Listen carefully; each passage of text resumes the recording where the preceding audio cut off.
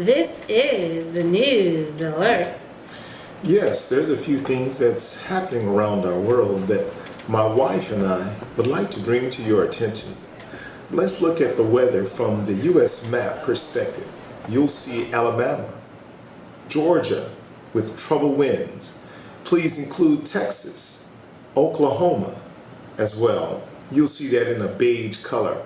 There's some trouble winds that's over the United States of America. California is also experiencing a winter storm watch. You'll see over in California, if you look to the west, there's a storm that's brewing and it's moving eastward. Now, as we turn the page, we'll see that our earth is still shaking, rattling, and rolling. What I mean by that is there's more and more earthquakes, 332 to be exact. Now, as we track these earthquakes, we see that there was a 5.5 earthquake this morning in Chile. So that's troubling and distressing. The air traffic control still hasn't got all flights under control. It was a tremendous mess yesterday, and they're still recovering from it. But my wife, I'd like to turn it back to her. She'd like to bring you some spiritual insight on what's really going on. Absolutely. Let's get to it. Seek the Lord.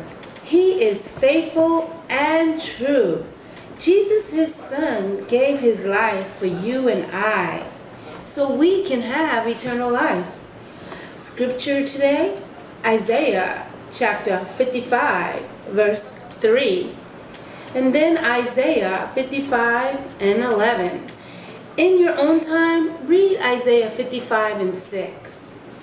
And it reads, Incline your ear and come unto me. Hear, and your soul shall live. And I will make an everlasting covenant with you, even the sure mercies of David. Isaiah 55 and 11. So shall my word be that goeth forth out of my mouth.